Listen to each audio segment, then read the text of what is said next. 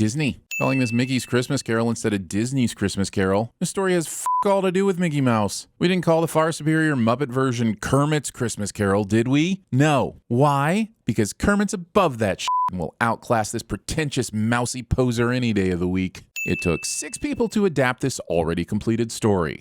Holding a wreath with just one hand. Do you want to damage your expensive holiday decoration by squeezing it too hard or dropping it? Use both hands, Donald. 1 minute and 45 seconds of festive credits. Kids today don't have short attention spans. We just think they do because we had to put up with this self-indulgent tediousness to get to an averagely entertaining 24-minute cartoon. Also, if you take all the red letters in the credits and spell them out, it says, stop looking for hidden conspiracies because you might just miss how high old Goofy is holding up his hand. Going through all the trouble of making a prequel called Frozen to answer all the questions no one was asking about how ice harvesters got their blocks from a frozen lake to this truck. My partner, Jacob Marley, dead 7 years today. Handy expositional monologue for the benefit of no one in particular is very handy for the unseen audience. What are you doing with that piece of coal? Just trying to thaw out the ink. Bah! You used a piece last week. I know we have to show that Scrooge is the Scroogiest Scrooge of all the Scrooges, but doesn't Cratchit need this ink to do his job? And doesn't him doing his job mean more money for Scrooge? Just tell him to burn his clothes instead, jeez. Let's see now, £50. Just seconds ago, Mickey was saying he needed heat to thaw his frozen ink. So why isn't Scrooge's quill frozen in ink too? Does his jar have a built-in defroster? 10 shillings from Macduff, plus his 80% interest. The layout of this table is completely different as we move from the wide shot to the close-up. Some of the coins have vanished, the money bags have moved, a spoon has appeared in this pot, and the inkwell has disappeared entirely. No time has passed, so it's almost like someone had to draw this close-up from scratch instead of filming the actual events as they happened. I don't care. I said Merry Christmas. I'm pretty sure they made Scrooge McDuck Scottish so that Donald would be easier to understand by comparison. So, hey Mickey, I mean Bob, what were you just saying about needing to thaw out the inkwell? Oh, it's working just fine now? You liar. Fire this fraud.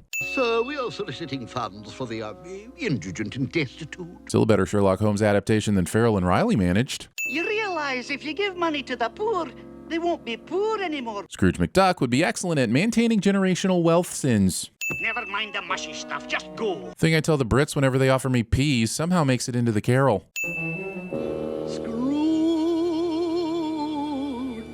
Scrooge runs into his house after witnessing this paranormal activity instead of running away from it and calling a mallard-justed exorcist. Invisible ghosts who still cast shadows. Also, Jacob is here to help Scrooge, so why is he f***ing around with his cliche spooking shit? Is he contractually obligated to do some light haunting f***ery before giving his warning? Ghosts who are stopped by doors. Every haunted house movie ever has told me that randomly opening doors is the one thing ghosts excel at.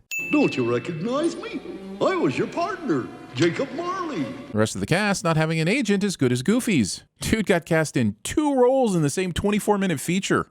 Tonight, you will be visited by 3 spirits. Goofy clearly holds up 2 fingers instead of 3 here because Disney says mathematical literacy is for losers, kids, and don't you forget it. I'm the ghost of Christmas past. Someone cast Jiminy Cricket as the ghost of Christmas past and said, don't worry about a costume, just wear your own shit.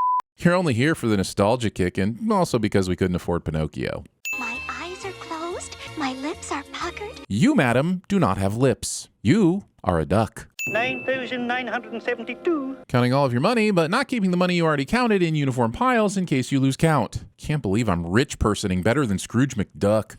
For years I've had this honeymoon cottage, Ebenezer. I've been waiting for you to keep your promise to marry me. This is one of only 2 female characters with a speaking part in this story, and she has dedicated her life savings to a honeymoon cottage in the hope of fulfilling her lifelong dream of attracting a husband. I smell a stingy little Englishman. The real bullshit here is that proud Scots duck Scrooge doesn't duck bill him in the eyeball for his blatant slander. Englishman indeed. But where did all this come from? More importantly, why does it all appear to be dusted with a fine layer of glitter? Or cocaine? Eating someone's flipper grapes. I don't care if you're already a ghost. That shit'll kill you a second time.